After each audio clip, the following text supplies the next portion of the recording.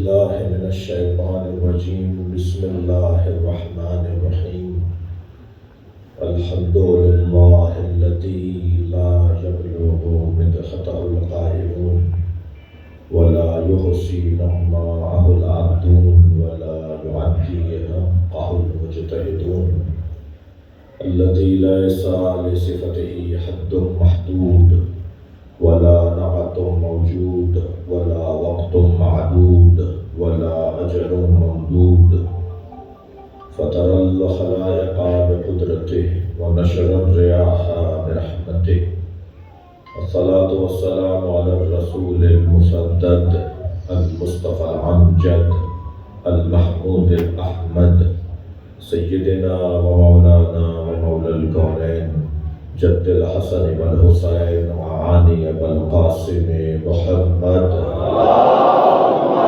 صل على محمد وآل محمد آله الطيبين الطاهرين المعصومين الذين قال الله إنما يريد الله ليذهب عنكم الرجس أهل البيت ويطهركم تطهيرا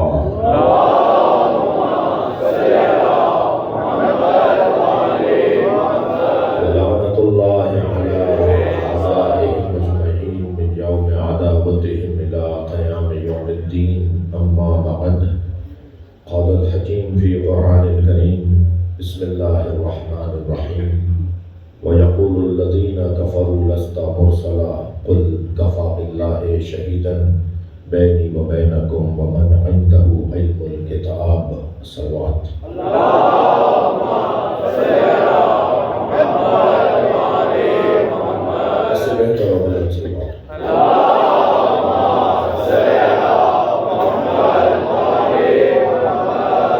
سورہ مبارکہ العد کی آخری آیت کا نشان ہے 43۔ اللہ اپنے اس کلام میں ائمہ اثنا عشر کو یاد کر رہا ہے۔ ہر زمانے میں عالم الکتاب کا ہونا لازمی ہے، اس لیے کہ ہر زمانے میں انکار رسالت کرنے والے آتے رہیں گے، اور نبی کی رسالت پر گواہی کے لیے اللہ کافی ہے، اور وہ جس کے پاس مکمل کتاب کا علم ہے۔ وَيَقُولُ الَّذِينَ كَفَرُوا لَسْتَ مُرْسَلًا، جنہوں نے کفر اختیار کیا وہ کہتے ہیں اور کہتے رہیں گے کہ آپ بھیجے ہوئے رسول نہیں ہیں۔ قل، اے میرے حبیب ان سے کہہ دیجئے، کفا باللہ شہیداً بینی و بینکم، میرے اور تمہارے درمیان گواہی کے لیے اللہ کافی ہے۔ ومن عنده علم الکتاب، اور جس کے پاس ہر کتاب کا، مکمل کتاب کا، آسمانی ساری کتابوں کا علم ہے، وہ میرے اور تمہارے درمیان اللہ کے ساتھ میری رسالت پر گواہ ہے۔ اب کیونکہ سورہ مبارکہ رات کی اس آیت میں فعل مضارع استعمال ہوا ہے یقولو، اور یقولو کا ترجمہ ہوگا کہ کہتے ہیں اور کہتے رہیں گے، یعنی فعل مضارع حال اور مستقبل۔ اس وقت کہہ رہے ہیں، جب آیت نازل ہوئی اس وقت کہہ رہے تھے یہی بات، اور آئندہ بھی کہتے رہیں گے۔ ان کے مزاج میں انکار ہے، ظاہر انسان ہے، وہ اپنے اختیار کا فائدہ اٹھاتا ہے، اور انسان اپنے اختیار کا فائدہ اٹھاتے ہوئے کبھی اقرار کرتا ہے تو کبھی انکار۔ تو جو اقرار کرتے ہیں وہ مسلمان کہلاتے ہیں، جو انکار کرتے ہیں وہ کافر کہلاتے ہیں۔ تو جو کفر اختیار کرتے ہیں، جو انکاری ہیں، جو منکر ہیں، وہ کہتے رہیں گے۔ نبی کی نبوت کا انکار ہوتا رہے گا، تو پھر نبی کی نبوت پر گواہ بھی ہر زمانے میں ہونا چاہیے۔ تو گواہوں میں اللہ کا ہونا تو کسی بحث کی ضرورت ہی نہیں ہے کہ اللہ ہمیشہ سے ہے اور ہمیشہ رہے گا، تو ہر زمانے میں اللہ رہے گا نبی کی نبوت پہ گواہی کے طور پر۔ مگر کمال اس ذات کا ہے کہ جو ہر زمانے میں عالم الکتاب رہے گا۔ نبی نے یہ کیوں نہیں فرمایا کہ انی تارک فیکم الثقلین کتاب اللہ و اصحابی، میں تمہارے درمیان دو چیزیں چھوڑے جا رہا ہوں، کتاب خدا اور اپنے اصحاب۔ یہ کیوں نہیں فرمایا؟ سرکار نے کیا فرمایا؟ کتاب اللہ و اطرتی اہل بیت، میں تمہارے درمیان دو چیزیں چھوڑے جا رہا ہوں، ایک اللہ کی کتاب اور ایک اپنی اہل بیت۔ کیوں نہیں فرمایا کہ اصحاب چھوڑ کر جا رہا ہوں؟ اس لیے کہ اصحاب کہتے انہیں ہیں کہ جنہوں نے نبی کو ایمان پر دیکھا ہو، ہر دیکھنے والا نہیں، جو مومن ہو کر دیکھے، جو دیکھ کر مومن ہو جائے، جس نے نبی کو دیکھا ہو ایمان کی حالت میں اور ایمان کی حالت میں ہی مرا ہو۔ جی جو ایمان کی حالت میں نبی کو دیکھنے والا، نبی کی زیارت کرنے والا رہا ہو، اور نبی کی زندگی کے بعد جب تک وہ زندہ رہا ایمان پر رہا۔ تو اصحاب کا لفظ اس لیے نبی نے استعمال نہیں کیا کیونکہ صحابہ کرام کو بالآخر لمبی عمر پانی تھی، تو حضرت جابر ابن عبداللہ الانصاری سے زیادہ تو عمر ہونی نہیں تھی۔ سب سے زیادہ طویل حیات صحابہ کرام میں، سلوات پڑھیں ذرا محمد والے، وہ حضرت جابر ابن عبداللہ الانصاری کی ہوئی کہ جو امام محمد باقر تک زندہ رہے، یعنی انہوں نے امام محمد باقر کی بھی زیارت کی۔ نبی کے صحابی، مولا علی کے صحابی، امام حسن کا دور، امام حسین کا دور، امام زین العابدین کا دور، امام محمد باقر کا دور، چھ معصومین کو سلام کرنے والا، صلوات پڑھے ذرا محمد والے۔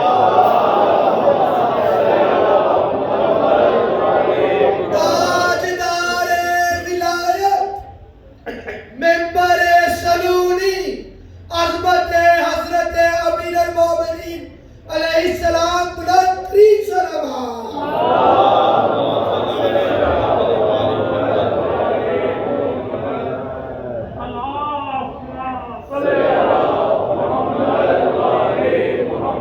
اس سے بلند اور بہتر سلوات۔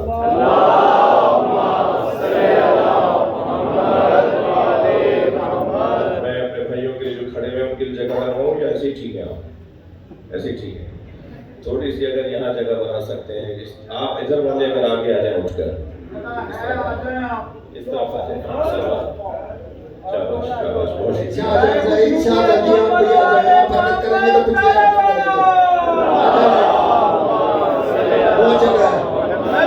شکریہ۔ ایک سلوات پڑھتے ہیں جلدی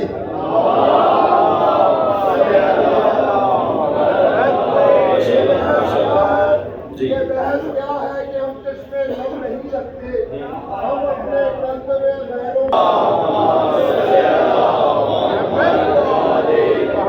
آ جائیے، میں آپ کی وجہ سے رکا ہوں، آگے آ جائیے، ایک سلوات اور پڑھیے گا۔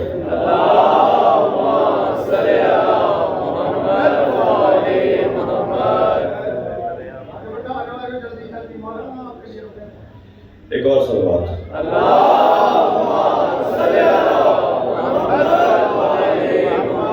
اس سے بھی بلند سلوات۔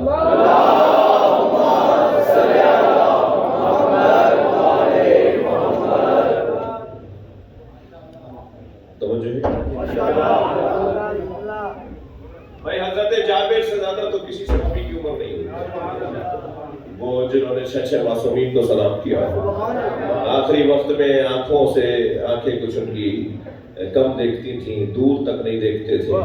جی چشم سر کی بات کر رہا ہوں، چشم جان کی نہیں۔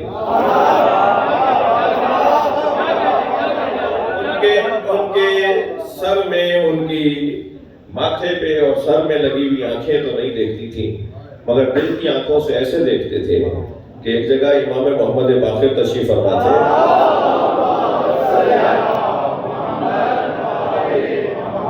تو جب جابر کو لا کر وہاں بٹھایا گیا تو فوراً کہنے لگے مجھے یہاں نبی کی خوشبو آ رہی ہے۔ سبحان اللہ۔ تو کہا جابر تمہیں نبی کی کہنا، مجھے ایسی کوئی خوشبو آ رہی ہے جو نبی میں۔ تو حضرت امام محمد باقر کھڑے ہوئے اور آگے بڑھ کر کہا میں محمد باقر ہوں۔ تو ہاتھوں کا بوسہ دے کے کہا کہ میرے پاس ایک امانت ہے، وہ حاصل کر لیجئے، وہ مجھ سے وصول کر لیجئے۔ امام نے فرمایا وہ امانت کیا ہے؟ فرمایا تو آپ کے جد رسول اللہ نے مجھ سے کہا تھا تم میرے نام سے مشابہ نام والے میرے اولاد کو پاؤ گے، اس کا نام محمد باقر ہوگا، میرا سلام کہہ دینا۔ صلوات پڑھیں محمد و آل محمد۔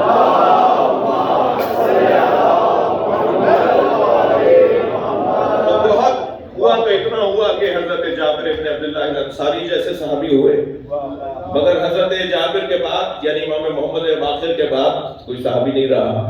کہتے ہیں کہ متوکل کے زمانے میں کوئی 250 سال کے ایک صحابی کو ڈھونڈ کر لائے تھے، جن کو گود میں اٹھا کے لائے، اور پھر انہوں نے ان سے سنا کہ آپ نے کیا کیا دیکھا اور کیا کیا نبی کیسے کیسے ہمارا گزرے، تو بہت ہوا تو یہ ہوا، لیکن بالآخر بات ہماری اصلی یہ ہے کہ صحابی تو ختم ہو رہے تھے نا۔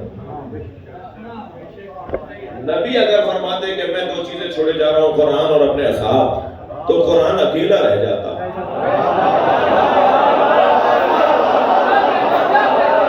نبی نے فرمایا میں تمہارے لیے 2 چیزیں چھوڑے جا رہا ہوں، قرآن اور اپنی اولاد۔ قرآن کے ساتھ جو ہمیشہ رہے گی وہ اولاد نبی رہے گی۔ ہر زمانے میں اولاد رسول، اولاد بطول کبھی قرآن کو تنہا چھوڑنے والے نہیں ہوں گے۔ قرآن ہمیشہ ہے تو اطرت بھی ہمیشہ رہے گی۔ جی ابھی کچھ دن کے بعد دوبارہ شادیوں کا ماحول ہوگا، ہم شادی نہیں کرتے شہادت کی تاریخوں میں، خوشیاں نہیں مناتے شہادت کی تاریخوں میں، تو جو مہذب گھرانے کے لوگ ہوتے ہیں وہ مکس گیدرنگوں کی شادیاں نہیں کرتے۔ جو دیندار لوگ ہیں ان کے ہاں عورتیں مرد مخلوط نہیں ہوتے، تو وہ قرات لگی ہوئی ہوتی ہے، یا 2 ہال اگر ہیں تو ایک میں مرد بیٹھے ایک میں عورتیں۔ جی عورتوں میں دلہن بیٹھی ہوتی ہے، عورتیں دلہن کو دیکھ دیکھ کر یقین کرتی ہیں کہ وہاں دولہا ہے، اگرچہ انہوں نے دولہا کو دیکھا نہیں ہوتا۔ اور مردوں میں دولہا ہوتا ہے اور مرد دولہا کو دیکھ دیکھ کر یقین کرتے ہیں کہ دلہن ہے، اگرچہ مردوں نے دلہن کو دیکھا نہیں ہوتا۔ ایک کا وجود جب لازمہ ہے دوسرے وجود کا، تو ایک نظر آ رہا ہو تو مانو دوسرا بھی ہے۔ جب نبی نے کہا ہے کہ قرآن اور اہل بیت علیحدہ نہیں ہوں گے، تو قرآن ہونا بتا رہا ہے کہ مہدی بھی ہے۔ صلوات پڑھیں محمد و آل محمد۔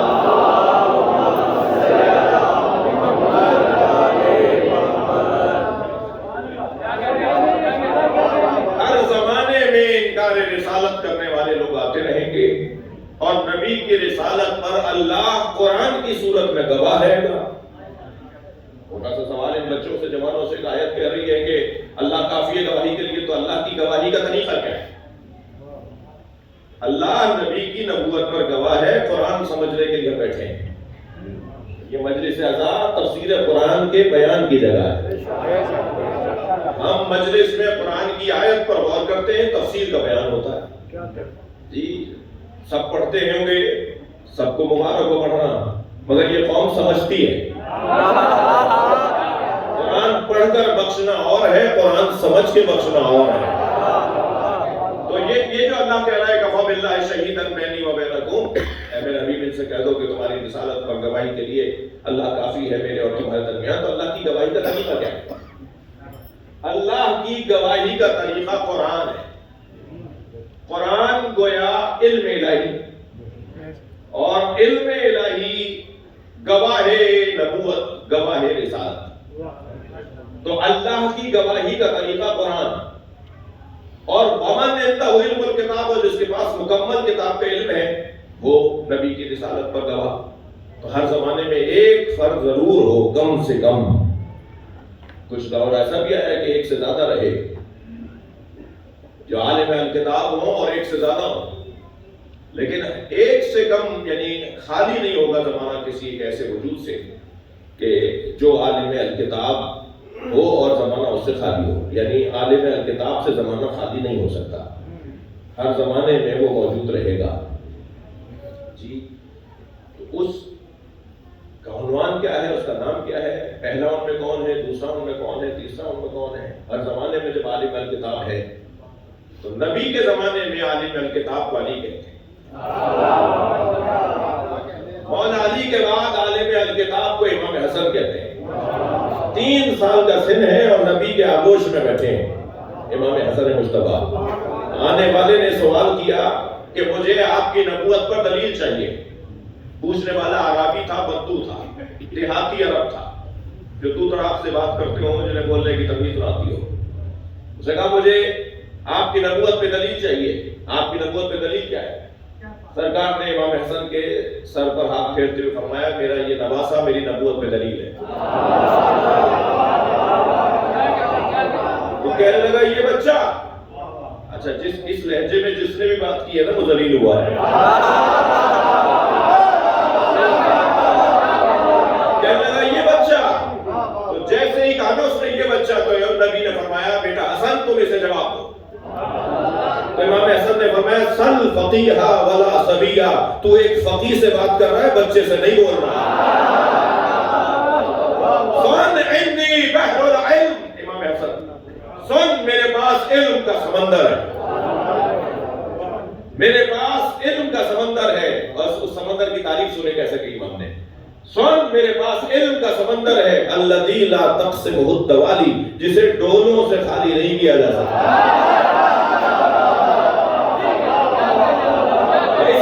پڑھ لے مولا کی ذات پر.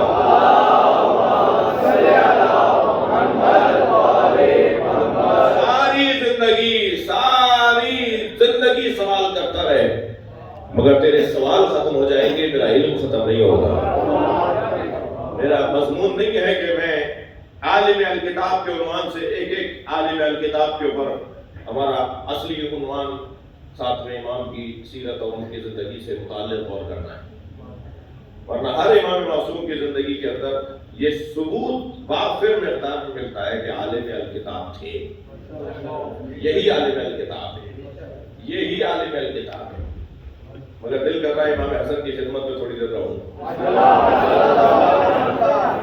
ایک مرتبہ شام کا دربار مدینے میں لگا.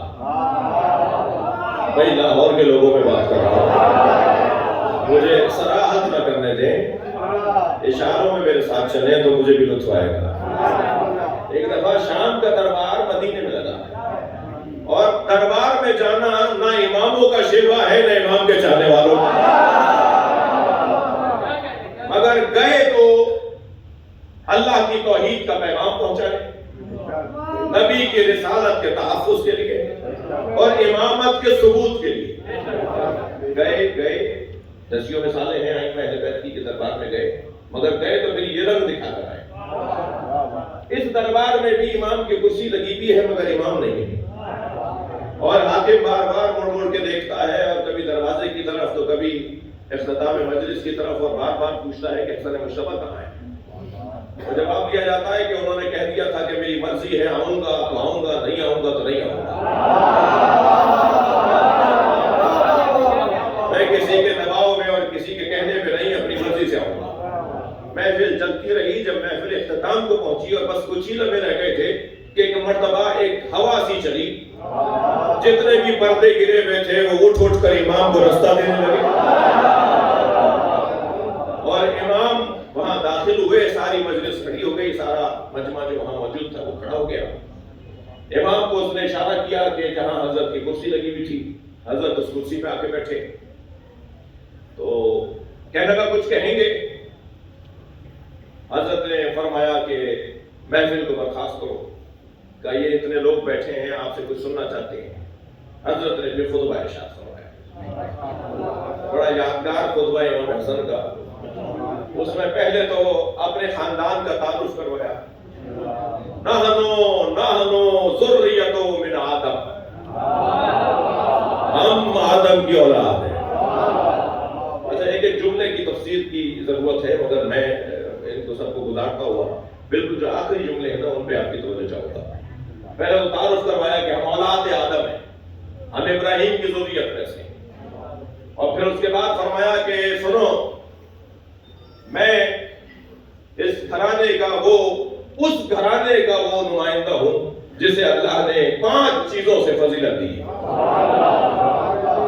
پھر ان فضیلتوں کا ذکر کر کے ایک لمحے کے لیے سانس لیا. تو اس سانس سے فائدہ اٹھاتے ہوئے، اس توقع سے فائدہ اٹھاتے ہوئے اس نے کہا اور بھی کچھ کہیں گے. تو حضرت نے فرمایا کہ اگر میں سالوں اہل بیت کے فضائل پڑھتا رہوں تو اوقات ختم ہو جائیں گے، فضائل ختم نہیں ہوں گے. تو ایک مرتبہ جوش آیا، فرمایا سنو، لو شئت لجعلت عراق شاما و شام عراقا و جنوب شمالا و شمال جنوبا، اگر میں چاہوں تو عراق کو شام بنا دوں، شام کو عراق بنا دوں، جنوب کو شمال بنا دوں، شمال کو جنوب بنا دوں۔ تو ایک شخص کھڑا ہو گیا، کہنے لگا فمو کا صغیر و کلامو کا کبیر، آپ کا دہن چھوٹا ہے، باتیں بڑی ہیں معاذ اللہ۔ جو اس نے کہا وہ نقل کفر نہ باشد، آپ کا دہن چھوٹا ہے، آپ کی باتیں بڑی ہیں۔ فنظر الیہ شذرا، امام نے اسے غور سے دیکھا اور فرمایا اما تستحین تجلسین فی الرجال، تجھے شرم نہیں آتی مردوں میں بیٹھی ہے؟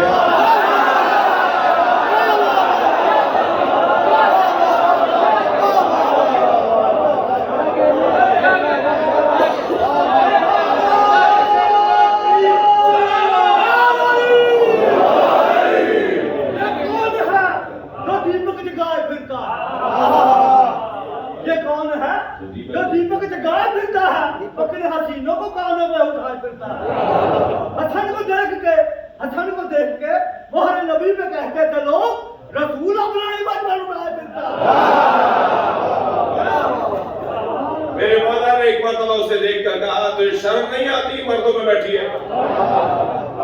وہ اٹھ کے جانے لگی۔ اب ایک اور روایت تو سناؤں گا میں آپ کو۔ تو امام نے جاتی ہوئی کو دیکھ کر کہا تیری زوجہ اب تیرا شوہر ہو گئی ہے۔ میں نے اچھا یہ صحیح حدیث ہے، یعنی تواتر والی حدیث ہے، یعنی سندن یہ روایت صحیح ہے، اور یہ ایک روایت ہے جو ولایت تکوینی پر بھی دلیل ہے۔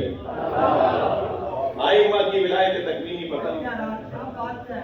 تو میں امام کی خدمت میں ہاتھ جوڑ کے کہوں گا مولا بدتمیزی تو اس نے کی تھی، اس کی زوجہ کا کیا قصور ہے؟ بھائی طالب علم ہونا میں سوچ سکتا ہوں، بے ادبی تو اس نے کی تھی نا، امام سے تکرار کی، بے ادبی کی، اور امام غیظ اور غضب کی کیفیت میں آئے اور آپ نے اپنا معجزہ دکھایا، تو اس کی زوجہ کا کیا قصور ہے؟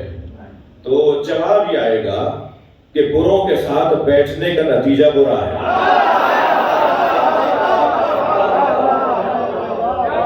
صلوات پڑھنے ذرا محمد وآلہ۔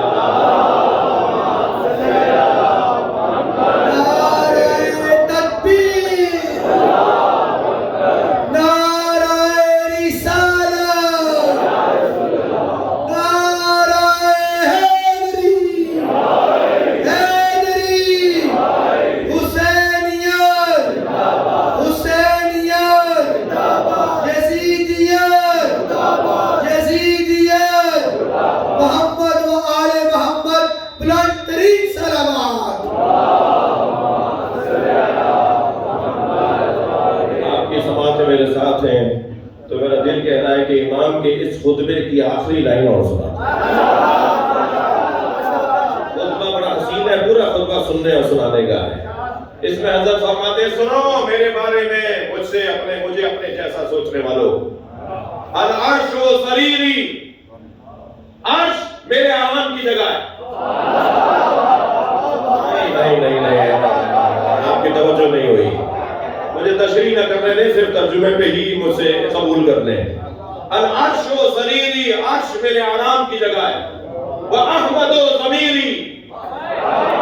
احمد مصطفیٰ مجھ حسن کا ضمیر ہے، وَعَلِيُّ أَمِيرِ،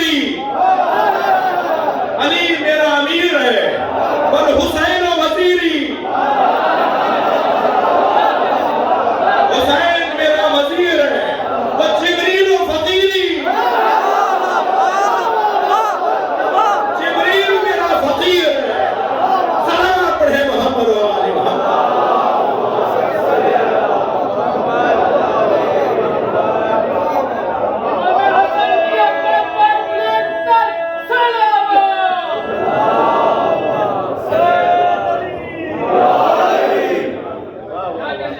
ہر زمانے میں عالم الکتاب ہر زمانے میں موجود رہے گا، اور یہ جب تسلسل، یہ جب سلسلہ آگے بڑھا تو امام حسین کی یہی کیفیت۔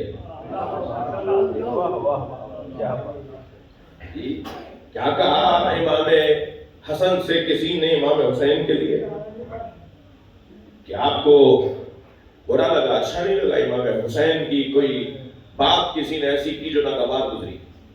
فرمایا سنو، ان اخ الحسین قد اعلمنا علما، میرا بھائی حسین ہم سب سے بڑا عالم ہے. امام حسن فرما رہے امام حسین کے لیے، ان اخ الحسین قد اعلمنا علما واسقلنا علما، اور حلم و بردباری میں میرا بھائی حسین سب سے زیادہ ثقیل سنگین ہے. وَأَقْرَبُنَا مِن رسول اللہ رحمہ، اور رسول اللہ سے قربت میں حسین ہم سب سے زیادہ آگے ہیں. حسین کا مقام رسول اللہ کے نزدیک ہم سب سے زیادہ ہے. وَأَقْرَبُنَا مِن رسول رحمہ، من رسول اللہ رحمہ. اور پھر اس کے بعد فرماتے ہیں کانا یقرأ الوحی قبل ان ینطق، حسین نے قرآن نازل ہونے سے پہلے قرآن پڑھ لیا تھا. تھک رہے ہیں آپ، فضائل سن رہے ہیں.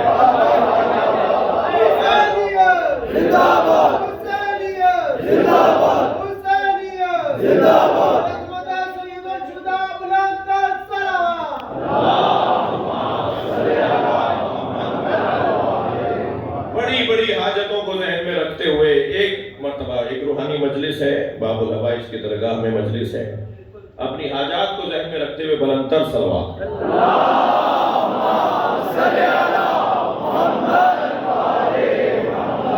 فرماتے کانا یقرأ الوحی قبل ان ینطق، حسین نے قرآن نازل ہونے سے پہلے قرآن پڑھ لیا تھا. کانا فقیحا قبل ان یخلق، حسین دنیا میں آنے سے پہلے فقیہ تھے. یہی کیفیت امام زین العابدین کی ہے، یہی کیفیت امام محمد باقر کی ہے، یہی کیفیت امام جعفر صادق کی ہے، اور یہی کیفیت عالم الکتاب ہونے کی امام زین العابدین امام موسیٰ کاظم کی ہے. یہ تسلسل کے ساتھ یہ عالم الکتاب ہر زمانے میں چلیں گے. امام کی سیرت طیبہ کا ایک منفرد پہلو یہ ہے کہ امام کے زمانے سے امام ائمہ ہی کے چاہنے والوں میں اختلاف ہے. پہلی مرتبہ ائمہ کے چاہنے والے دو گروہوں میں تقسیم ہوئے. ایک حضرت اسماعیل امام جعفر صادق کے فرزند کو امام ماننے لگے، اور ایک نے کہا کہ نہیں، موسیٰ کاظم ہمارے امام. لہذا وہ اسماعیلی کہلائے، جو بعد میں آگے بہری بھی بنے اور اسماعیلی بھی بنے، یعنی ان میں پھر دو نام ہو گئے. اور یہ اثنا عشری کہلائے. میں ظاہر مجلس میں جب سنی بھی آ سکتا ہے اور غیر مسلم بھی آ سکتا ہے، تو پھر اسماعیلی اور بہری بھی آ سکتا ہے. اس لیے کوئی تفریق کی اور تفرقے کی بات تو میں کروں گا نہیں، لیکن اتنا ضرور کہوں گا کہ اثنا عشری عنوان اگر ہے تو وہ امام موسیٰ کاظم کی وجہ سے، یعنی جتنے بھی 12 امام شیعہ ہیں وہ امام موسیٰ کاظم کے صدقے میں ہیں. بھائی صلوات پڑھ لیں محمد و آلہ.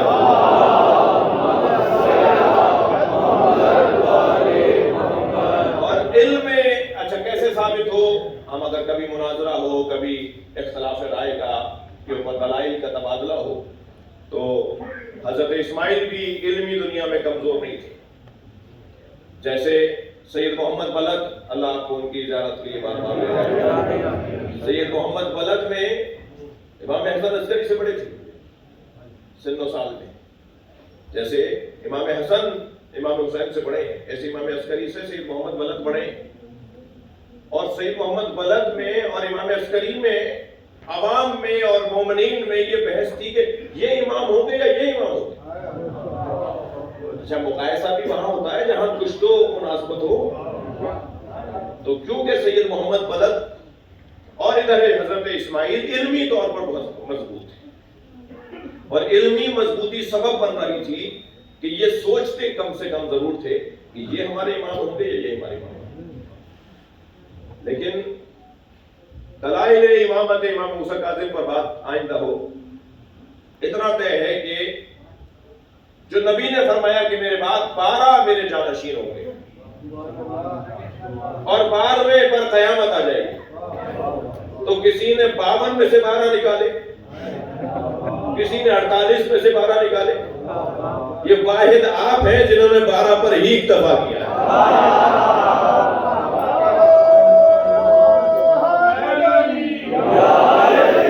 12 پورا کرنے کے لیے 6 کو چھوڑ کر پھر 1، 2 کو چھوڑ کر پھر 1، 6، 8 کو چھوڑ کر پھر 1، اس طرح 12 کی تعداد پوری ہو گئی اور قیامت نہیں ہے. لیکن اسنا عشریوں کو یہ احساس حاصل ہے کہ وہ 12ویں کے انتظار میں، یعنی میں لفظ بدل کے اگر کہوں کہ اسنا عشریوں کے علاوہ سب بند گلی میں کھڑے ہیں.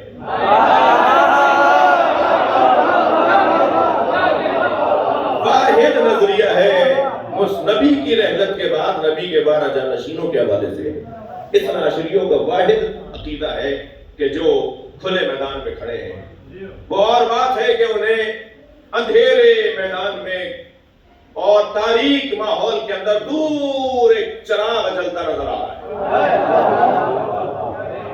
وہ جانتے ہیں کہ چراغ تک پہنچنے میں کوئی گڑھا بھی آ سکتا ہے، کوئی جانور بھی آ سکتا ہے، کوئی درندہ بھی آ سکتا ہے، کوئی جھاڑیاں بھی آ سکتی ہیں، کوئی راہزن اور ڈکیت بھی آ سکتا ہے، مگر ان ساری پریشانیوں کو سوچتے سوچتے چراغ انہیں امید دلا رہا ہے.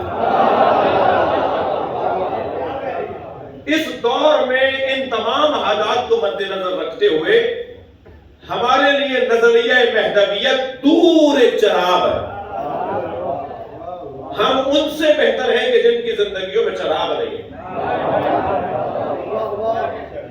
ہم ان سے بہتر ہیں کہ جو چراغ کو ابھی ڈھونڈ رہے ہیں کہ چراغ آئے گا کب، ہمیں چراغ نظر آ رہا ہے. یہ ہمارا نظریہ خود مہدویت کا نظریہ ایک چراغ ہے جو ہمیں حوصلہ دے رہا ہوتا ہے، ہمیں پشیمانی اور ندامت سے بچاتا ہے، ہمیں اطمینان عطا کرتا ہے. کسی کے پاس اس سے اچھا آپشن نہیں ہے. میں کہتا ہوں کہ غیبت امام میں ہمارا دور گزرنا، ہمارا زمانہ، ہماری زندگیوں کا گزرنا آزمائشوں سے بھرا ہوا ہے، لیکن آزمائشیں تو ان کی بھی ہیں جن کے ہاں نظریہ مہدویت نہیں ہے. آزمائشیں ہماری بھی ہیں. تو جب دونوں ہی آزمائشوں میں ہیں تو ان میں بہتر کون ہے؟ ان میں بہتر وہ ہے جن کے ہاں نظریہ مہدویت پایا جاتا ہے.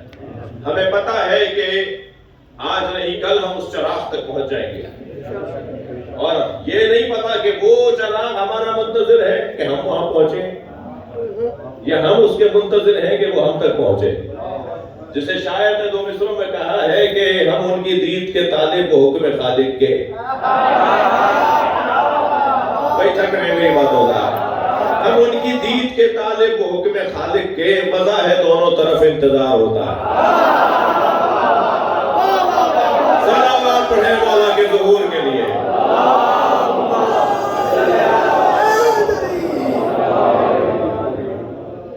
توجہ کر لی.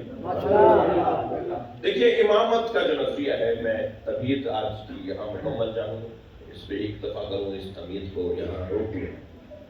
امامت کا جو عقیدہ ہے وہ ہماری ضرورت ہے اور معاشرے کی ضرورت ہے.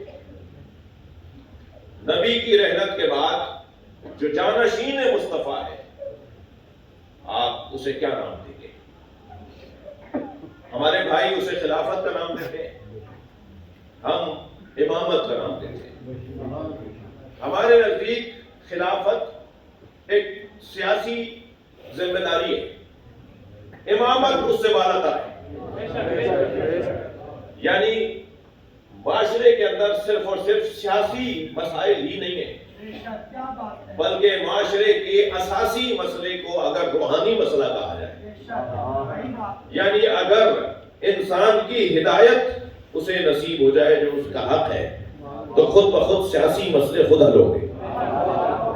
لیکن اگر سیاسی مسائل حل ہو جائیں اور روحانی اور مانوی مسئلے حل نہ ہوں تو پھر بے ہنگامیاں رہیں گی، فساد رہے گا، جھگڑا رہے گا، لڑائیاں رہیں گی، الجھنیں رہیں گی. امامت کے 2 ذمہ داریاں اور 2 عنوانات ہیں، ایک سیاسی مسائل اور ایک مانوی اور روحانی مسائل. تھک تو نہیں رہے؟ جو سیاسی مسائل ہیں اسے ہم خلافت کہتے ہیں، اور جو روحانی اور مانوی مسائل ہیں اسے ہم ہدایت کہتے ہیں. حاجی کے لیے ضروری نہیں ہے کہ وہ کسی کرسی پر کسی تخت پر بیٹھے، لیکن خلیفہ کے لیے یہ ہوتا ہے کہ اس کو کوئی جگہ دی جاتی ہے، اسے کہیں بٹھایا جاتا ہے۔ لہذا 3 خلیفہ جب نبی کی کرسی چھوڑ کر بیٹھتے رہے،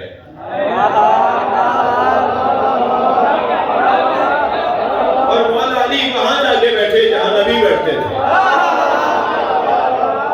اور اصحاب نے سرگوشیاں شروع کی، تو برابر میں بیٹھے ہوئے عمار یاسر سے مولا علی نے فرمایا، عمار یہ کیا بول رہے ہیں؟ فرمایا یا علی یہ کہہ رہے ہیں کہ آپ وہاں بیٹھ گئے جہاں نبی بیٹھتے تھے، اس لیے کہ آپ سے پہلے والے ایک زینہ چھوڑ کر ادب میں احترام میں نیچے اتر کے بیٹھتے رہے، اور آپ وہاں بیٹھے جہاں نبی بیٹھتے تھے۔ تو مولا علی نے خطبہ ارشاد فرمایا منبر پر بیٹھنے سے علی کی عزت میں اضافہ نہیں ہوا ہے،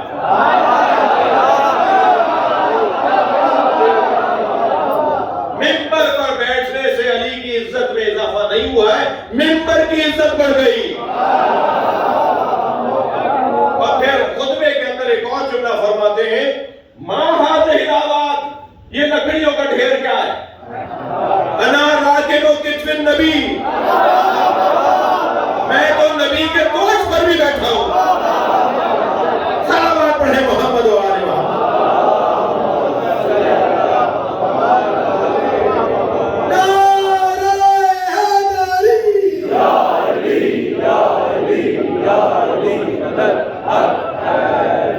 تھوڑی سی اس کی آواز اگر اور بڑھا تو میرے سارا بنے گا۔ ایک صلوات پڑھیں گے نبی کی ذات۔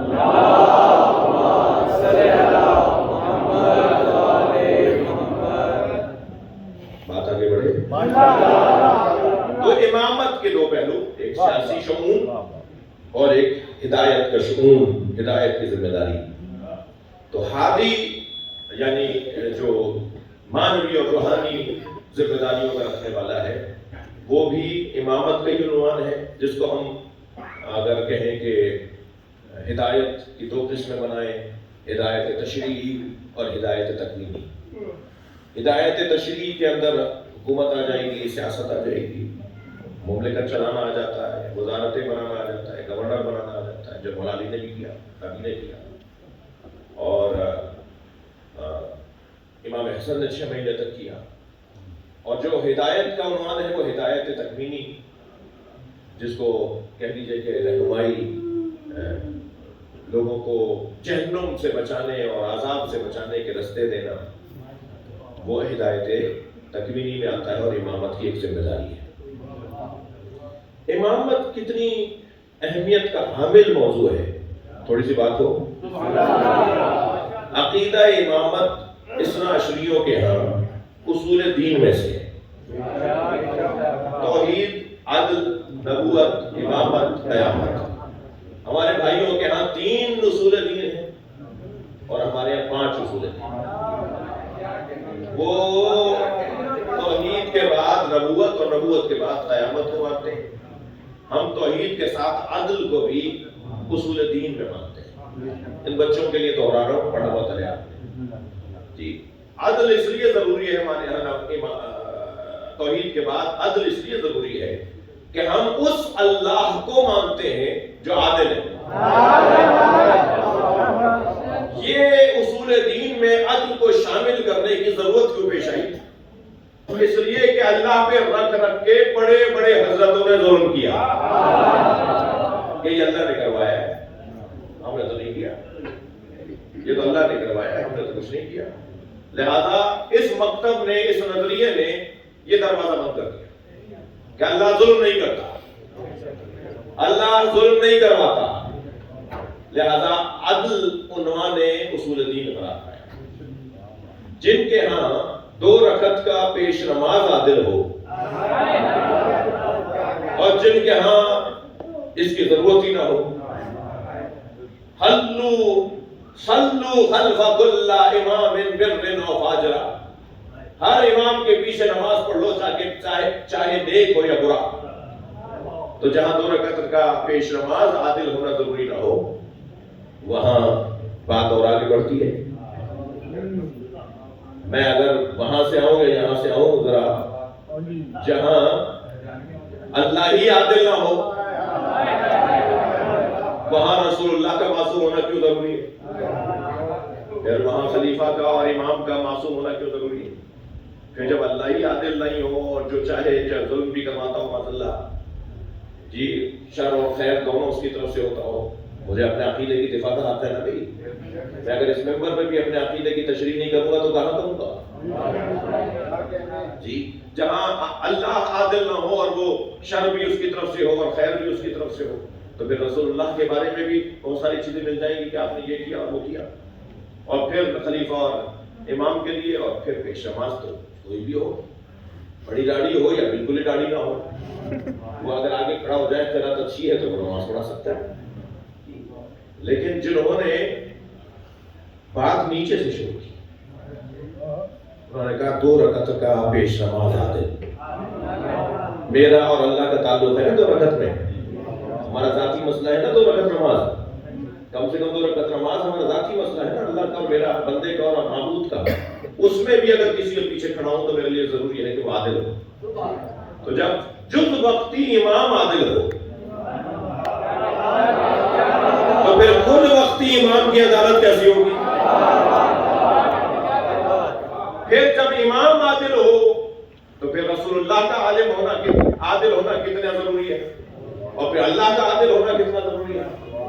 تو کبھی بحث و عدل کے موضوع پر تو بات تفصیل سے ہوگی، ابھی صرف اشارہ تر اتنا کر کے میں اپنا صفحہ پلٹوں اپنی گفتگو کا. اور پھر نبوت، اور پھر نبوت کے بعد امامت. یعنی نبوت کے بعد اگر آپ معیار نہیں بنائیں گے، کوالٹی نہیں بنائیں گے، میرٹ نہیں بنائیں گے، ہر شخص کو نبی کی جگہ بیٹھنے کی اجازت ہوگی، تو نبی مکرم 23 برس کی ظاہری اعلان نبوت کے بعد کی زندگی گزار کے چلے گئے، قیامت تک آپ کا کلمہ پڑھا جائے گا. تو پھر آہستہ آہستہ دین تبدیل ہونا تھا نا. جب ظالم ہاتھوں میں نہیں رہے گا، جب عادل ہاتھوں میں نہیں رہے گا. ہمارا نظریہ یہ ہے کہ نبی مکرم عادل ہیں تو ان کی جگہ بیٹھنے والا بھی عادل ہے. ناراض نہ ہو تو ایک جملہ کہہ دوں، ہر جگہ ایک ہی آواز کے میرٹ پہ تقرریاں ہونی چاہیے، میرٹ پہ پارٹی ٹکٹس ملنے چاہیے، میرٹ پہ تبادلے ہونے چاہیے، جی میرٹ پہ داخلے ہونے چاہیے. ہم بھی تو 1400 سال سے یہی کہہ رہے ہیں کہ نبی کے بعد میرٹ پہ ماننا چاہیے. یہ جو معیار ہے،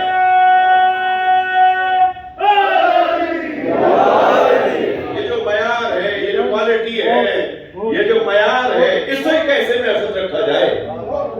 تو اب جو نبی کی جگہ آ کر بیٹھے گا اسے ہم امام مانتے ہیں اور معصوم مانتے ہیں.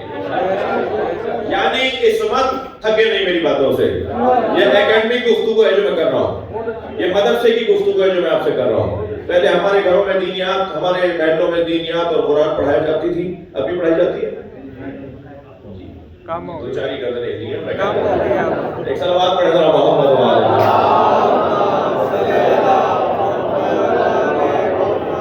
ترجیحات میں نہیں رہی ہے، پہلے ترجیحات میں سے تھا، اب ترجیحات میں سے نہیں ہے. اسی لیے بگاڑ بھی بڑھ رہا ہے، اس لیے مسائل بھی بڑھ رہے ہیں. ہمارے یہاں کا شاعر اول فول الٹے سیدھے مصرے پڑھ کے چلا جاتا ہے، مجمع صاحب سبحان اللہ کہہ رہا ہوتا ہے، جبکہ وہ اسی مجمع کے عقیدے کے خلاف پڑھ رہا ہوتا ہے. اچھا وہ اس موضوع کو بھی نہیں پتا ہوتا کہ میں کیا پڑھ رہا ہوں، اور وہ قرآن کی آیت کی طرح سارا ہی کلام پڑھ دیتا ہے کہ اگر ایک کم کر دوں گا تو گناہ ہو جائے گا. ارے بھائی آپ کو اگر کسی شاعر نے لکھ کر دے دیا ہے تو اس میں 4 شعر ایسے ہیں جو آؤٹ ہیں، عقیدے کے اعتبار سے غلط ہیں، تعلیمات اہل بیت کے مطابق نہیں ہے، تو انہیں چھوڑ دو. جی دو کے بعد ایک پڑھ لوں، لیکن ہمارے کیا کریں کہ یہ مسائل بڑھتے جا رہے ہیں. جو مجھے آپ کو خفا بھی نہیں کرنا ہے. صلوات پڑھ لینا.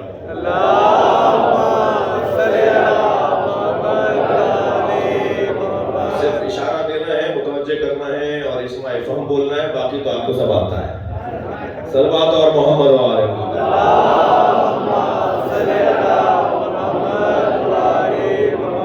بات آگے بڑھے. امامت کے لیے عدل یعنی شدت عدالت کا ہونا ضروری ہے، جسے ہم عصمت کہتے ہیں. عصمت جہاں عظمت امام ہے وہاں ضرورت دین بھی ہے. جیسا تھا ویسے ہی منتقل ہو، اس کی ضمانت لینے والی شے کو عصمت کہا ہے۔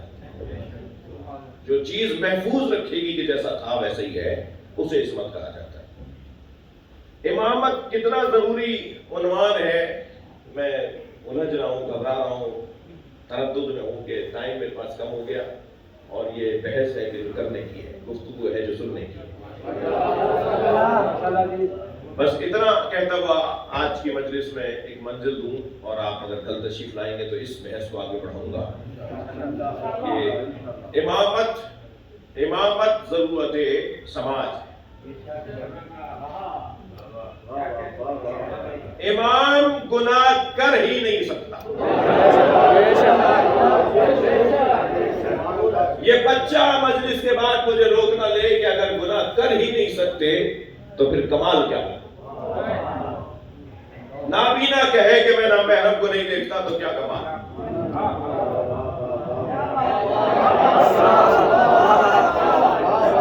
کمال تو یہ ہے کہ آنکھیں ہوں اور گناہ نہ ہو۔ مولانا آج آپ موچی دروازے میں باب المراد میں پڑھ رہے تھے کہ امام گناہ کر ہی نہیں سکتے، جب کر ہی نہیں سکتے تو کمال کیا ہے؟ میں اس کو سمجھاتا ہوں ان بچوں کو، اس جملے کو مت چھوڑنا کہ گناہ کر ہی نہیں سکتے، یہ جملہ بالکل ٹھیک ہے، امام گناہ کر ہی نہیں سکتا، اس لیے کہ یہ جملہ ہمیشہ مجبوری کے لیے نہیں بولا جاتا بلکہ اختیار تام کے لیے بولا جاتا ہے۔ جناب سجاد بخاری صاحب کو 10 فون آ گئے کہ فلاں بچے کو آج مجلس میں پڑھوا دیجئے، اور انہوں نے بہرحال اس کو پڑھنے کے لیے کہا بیٹا آ جاؤ پڑھ لینا، مگر پڑھتے پڑھتے کہا بیٹا ذرا کلام تو دکھاؤ، پڑھو گے کیا؟ اللہ کرے سارے ناظمین ایسے ہی ہو جائے کہ پڑھنے والوں سے پہلے پوچھ لیں گے کہ پڑھو گے کیا، جی مائک پر پڑھ دے اور پھر بعد میں سنبھالا جائے، اس سے کیا فائدہ، پہلے ہی نہیں پوچھ لیں کہ کیا پڑھو گے۔ اور اس نے کلام دکھایا تو سجاد صاحب نے دیکھا کہ صاحب مطلع فلاں بحر میں ہے تو حسن مطلع دوسری بحر میں، اور پہلا شعر جو ہے وہ تیسری بحر میں، اور چوتھا شعر جو ہے وہ بحر سے خارج ہے، اور 5ویں شعر کا جو پہلا مصرع ہے وہ بحر رجز میں ہے، تو دوسرا جو مصرع ہے وہ بحر ربڑ میں۔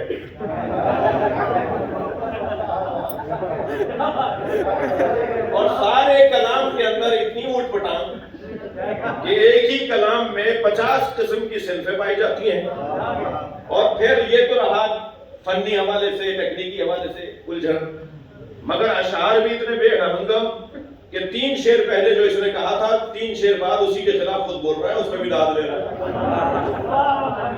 اور مجمع بھی تو رضی اللہ تعالیٰ عنہ ہے کہ اس پہ بھی داد دے چکا اور اس پہ بھی داد دے رہا ہے۔ اب ایسا بے ہنگمی کا شکار کلام انہوں نے بالآخر پوچھ ہی لیا بھائی یہ کس کا کلام ہے، تم یہی پڑھو گے؟ ہاں بھائی صاحب یہی پڑھوں گا۔ تو یہ کس کا کلام ہے؟ اور اگر یہ بے ساختہ کہہ دے میر انیس کا کلام تو بخاری صاحب سے زیادہ کس کو برا لگے گا؟ اور یہ بے ساختہ کہہ گے انیس ایسا کہہ ہی نہیں سکتے،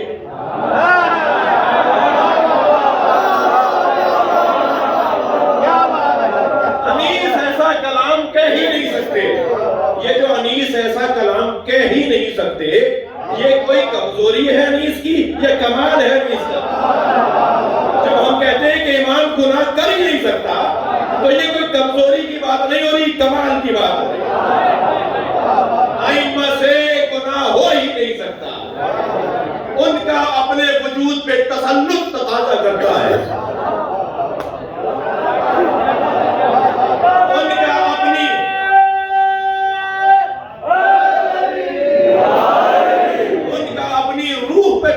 تسلط تقاضا کرتا ہے کہ ان سے گناہ ہو ہی نہیں سکتا۔ گناہوں کی قباحت ان پر اتنی واضح ہے جتنی ہم پر بعض گناہوں کی قباحت واضح ہے۔ ہم بعض گناہ کر ہی نہیں سکتے، میں ان کے نام نہیں لیتا کہ جو کر ہی نہیں سکتے، آپ خود سوچئے فلاں نجاست کوئی کھا سکتا ہے؟ اماں ابا کو کوئی تھپڑ مار سکتا ہے؟ معاذ اللہ، یہ وہ گناہ ہے جو ہم کر ہی نہیں سکتے، جیسے ہم کچھ گناہوں میں کر ہی نہیں سکتے اپنے لیے کہہ سکتے ہیں نا، ائمہ کے لیے ہر گناہ میں وہ گناہ کر ہی نہیں سکتے۔ اور یہ ان کا کمال ہے، یہ کمزوری معاذ اللہ نہیں ہے کہ یہ کیا بات ہوئی جب کر ہی نہیں سکتے. تو ہاں جو باکمال ہوگا وہ گناہ کر ہی نہیں سکتا. صلوات پڑھ لیں محمد و آلہ محمد.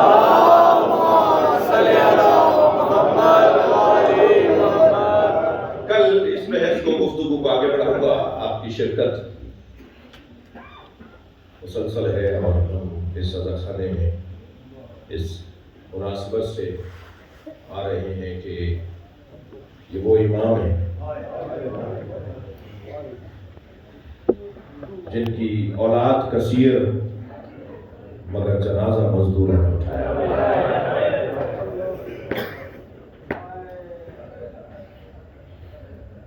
آمادہ ہو گئے ہونے کے لیے. اللہ آپ کو کسی غم میں نہ لائے سوائے میں اہل بیت میں رونے رلانے والوں میں قرار دے. عزیزو، اس گھرانے کی عجیب قسمت لکھی ہے اللہ نے. ان کی مظلومیت ان کے ہادی ہونے کے لیے اللہ نے لازم قرار دی کہ یہ صبر کریں، برداشت کریں. دشمن اپنے ظلم کی حدیں بتا دے مگر یہ اپنی برداشت کی حد نہ بتائیں.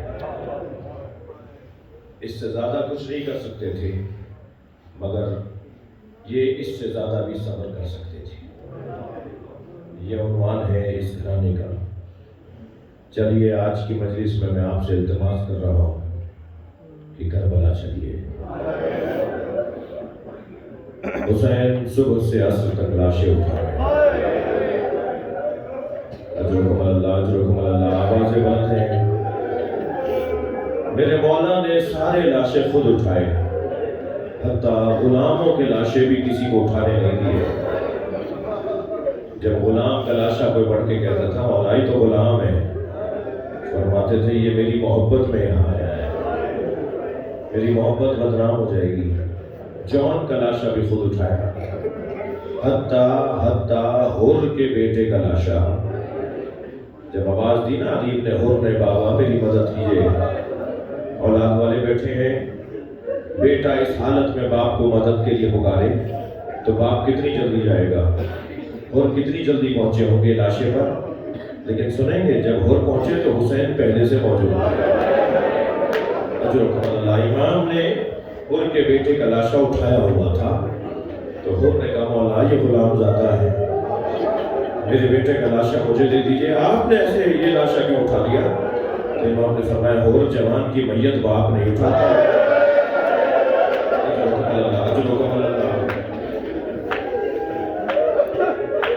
حر جوان بیٹے کی میت باپ نہیں اٹھاتا. امام حر کے بیٹے کا لاشا گنج شہیدہ میں لے کر آئے. عزادارو رو لیے نا، آوازیں بلند ہو رہی ہیں، پہنچ گئی نا آپ جو میں کہنا جا رہا ہوں. جب علی اکبر کا لاشا اٹھا رہے تھے تو کوئی نہیں تھا جو یہ کہتا کہ جوان کی میت باپ نے اٹھاتا. ایک جانب حسین کی یہ مظلومیت، دوسری جانب آئمہ اہل بیت کے ہاں کراہت کا عمل بھی انجام نہیں دیا جاتا. وہ مکروہ عمل بھی انجام نہیں دیتے، وہ مباح عمل بھی انجام نہیں دیتے، یا وہ مستحب کرتے ہیں یا واجب کرتے ہیں. تو جس نے یہ کہا ہو کہ جوان بیٹے کی میت باپ نہیں اٹھاتا، وہ جب علی اکبر کا لاشا اٹھا رہے تھے تو کیا ہوا؟ کیسے ممکن تھا کہ حسین یہ لاشا اٹھا لیتے؟ واحد لاشا ہے جو برابر سے بی بی کے سلام کی آواز ہے. خواتین بیٹھی ہیں نا مجلس میں، بی بی آئی ہوئی ہیں. امام نے جو مڑ کر دیکھا تو جناب زینب کھڑی تھی. فرمایا بھائی یہ میت زینب اٹھائے گی. علی اکبر کا لاشا حسین کے ساتھ جناب زینب نے اٹھایا، گنج شہیدہ میں لا کے رکھا. سارے لاشیں عزادارو امام حسین نے خود اٹھائے مگر ان لاشوں میں ایک لاشا جس کا بیان ابھی میں نے شروع کیا وہ حضرت علی اکبر کا لاشا ہے. گئے بڑی شان سے تھے، آئی بے بڑی شان سے. جب گئے تھے نا تیار ہو کر تو واحد شہید ہیں کربلا کے علی اکبر، جنہیں امام حسین نے فرمایا علی اکبر جاؤ اپنی ماں اور پھوپھیوں سے اجازت لو. کسی شہید کو نہیں بھیجا میدان سے خیموں کی طرف. جو بھی امام سے اجازت مانگنے آتا تھا امام اسے اجازت دیتے تھے یا کہتے تھے کچھ دیر بعد جانا, لیکن اسے اجازت دے کر روانہ کرتے تھے, دعا اس پر پڑھتے تھے اور پھر اسے روانہ کر دیتے تھے. واحد کربلا کا شہید ہے علی اکبر. جب آ کے کہا بابا مجھے جانے کی اجازت دے, یا روایت میں ہے کہ امام نے خود فرمایا علی اکبر اب تم جاؤ. اور جب علی اکبر آئے تو انہیں اپنے ہاتھوں سے تیار کیا, اپنا امامہ لگایا, ایسے سجایا جیسے نبی علی کو سجاتے تھے, اور پھر فرمایا علی اکبر جاؤ اپنی پھوپھیوں سے اور اپنی ماں سے جا کے اجازت دو. اور جناب علی اکبر خیموں کے درمیان اللہ آپ کو کربلا مخیم لے جائے خیمہ گاہ میں, وہ جو بیچ کی جگہ ہے نا وہاں کھڑے ہو کر حضرت علی اکبر نے آواز دی السلام علیکم یا زینب یا سکینہ یا ام لیلا یا ام ربا یا جاریہ فضہ. اے بی بی زینب میرا سلام, اے ام لیلا ام فروا سکینہ جاریہ فضہ میرا سلام. یہ کہہ کر علی اکبر نے ایک جملہ کچھ توقف کے بعد کہا جس پہ چیخیں بلند ہو گئی, اور وہ جملہ تھا ھذا السلام سلام الآخر. یہ علی اکبر کا آخری سلام ہے. بس یہ جملہ اجر و کمال اللہ, جو رونے آئے ہیں اپنی آوازوں کو آزاد کریں گے, جن کے مذہب میں رونا جائز ہے وہ تکلف کر کے نہ روئیں. جب آپ بلند آواز سے روتے ہیں نا امام جعفر صادق دعا دیتے ہیں, امام محمد باقر مصلی بچھا کے رونے والوں کے لیے دعا کرتے ہیں. جیسے ہی کہا نا حضرت علی اکبر نے آخری سلام ہے, ساری بیویاں خیموں سے باہر آ گئی اور ایک بڑے خیمے میں علی اکبر کو لے گئی. کوئی شانے پہ ہاتھ رکھ کے بات کر رہا ہے, کوئی ہاتھ پکڑ کر بات کر رہا ہے. علامہ ذیشان حیدر جوادی کہتے ہیں ایک بیوی تھی تو دامن پکڑ کر بات کر رہی تھی, اور پھر خود ہی کہتے ہیں جو دامن پکڑ کے بات کر رہی تھی وہ کوئی چھوٹی بیوی ہوگی جو بار بار کہہ رہی تھی کہ رحم غربتنا, اے بھیا ہماری غربت میں رحم کرو, ہم وطن میں نہیں ہیں, ہم وطن سے دور ہیں, ہمیں کہاں صحرا میں چھوڑ کے جا رہے ہو. پھر کیسے علی اکبر خیمے سے باہر آئے ہیں, ایسا لگتا تھا جیسے جوان کی میت اٹھ رہی ہو. بار بار خیمے کا پردہ اٹھتا تھا, پردہ گر جاتا تھا, بیویاں خیمے میں لے جاتی تھی. کس جتن سے باہر آئے ہیں حضرت علی اکبر. امام کھڑے تھے, امام نے اپنے بچے کو آمادہ کیا, گھوڑے پر بٹھایا, گھوڑا روانہ ہوا. علی اکبر کے کان میں آواز آئی جیسے کوئی پیچھے دوڑتا ہوا آ رہا ہے. نہیں آوازوں کو آزاد کریں, اللہ آپ کو کوئی غم نہ دے. جناب علی اکبر نے مڑ کر دیکھا تو حسین دوڑتے ہوئے آ رہے ہیں. فوراً گھوڑے سے اترے, کہا بابا آپ نے تو مجھے رخصت دی تھی, کہ کاش تمہارے تم جیسا بیٹا ہوتا. پھر میں پوچھتا کہ جوان کو مرنے کے لیے کیسے باپ بھیج سکتا ہے. گلے سے لگا کر ایک مرتبہ اور پیار کیا, اور پھر جاتے ہوئے علی اکبر کے لیے آسمان کو دیکھ کر جو جملے کہے, اللہم اشہد علی ہؤلاء القوم فقد برز الیہم غلام من تشبہ برسولک خلقا وخلقا ومنطقا. یا اللہ گواہ بن جائے اس قوم پر, میں ابو سے بھیج رہا ہوں جو تیرے رسول سے مشابہ ہے. علی اکبر میدان میں گئے, بڑے بڑے پہلوانوں کا مقابلہ ہوا. اچانک امام حسین جس ٹیلے پہ کھڑے دیکھ رہے تھے اپنے بچے کی جنگ, وہاں سے اتر کر آئے, آوازیں دینے لگے فضہ فضہ. ایک خیمے سے فضہ دوڑی ہوئی آئی. حسین کیا کہتے ہو؟ کہا علی اکبر کا مقابلہ بڑے پہلوانوں سے, ماں کی دعا اولاد کے حق میں خاص اثر رکھتی ہے. ام لیلا سے جا کے کہو ایک مرتبہ اور علی اکبر کو دیکھ لوں. اللہ سے کہتے ام لیلا خیمے میں آئی, سر میں قرآن رکھ کر مناجات پڑھنا شروع کی. اے یعقوب سے یوسف کو ملانے والے, تیرا یوسف بھی مجھے ایک دفعہ دکھا دے. ابھی جناب ام لیلا کی دعا مکمل نہیں ہوئی تھی کہ علی اکبر کے تکبیر کی آواز آئی. بی بی مسلح چھوڑ کر خیمے کے در پر آئی. کیا دیکھا؟ بیٹا بابا سے کھڑا باتیں کر رہا ہے, اور بابا سے علی اکبر یہ کہہ رہے ہیں بابا چند قطرے پانی کے مل جاتے تو میں بتاتا کس کا پوتا ہوں, میں دشمن کو بتاتا مجھے مجھے کس عباس نے تربیت دی ہے. بابا سے بیٹا پانی مانگ رہا ہے. کون بیٹا؟ علی اکبر. یہ وہی بیٹا ہے جو 3 سال کے سن میں، جب 3 سال کے تھے، امام حسین مسجد نبوی میں عبادت کر رہے تھے، برابر میں آ کے بیٹھ گئے. امام نے اپنی عبادت کو توقف دیا، مڑ کر دیکھا، کہا بیٹا علی اکبر کیا چاہتے ہو؟ کہا بابا انگور کھاؤں گا.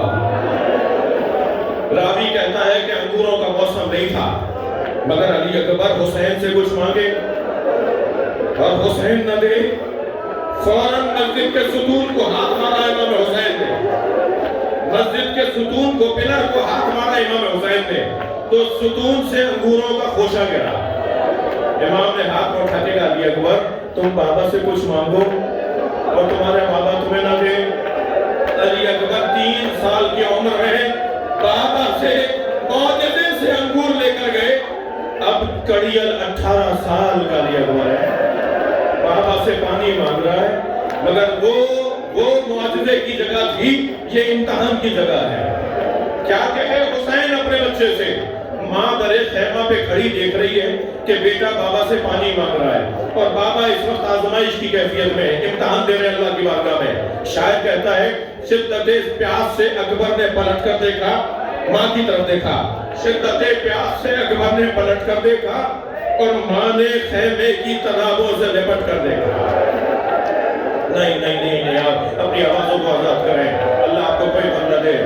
شدت پیاس سے اکبر نے پلٹ کر دیکھا، ماں نے خیمے کی تنابوں سے لپٹ کر دیکھا. کتنی مجبور تھی ساقی کوثر کی بہو، کتنی مجبور تھی ساقی کوثر کی بہو، خالی مشکیزہ کئی بار اڑک کر.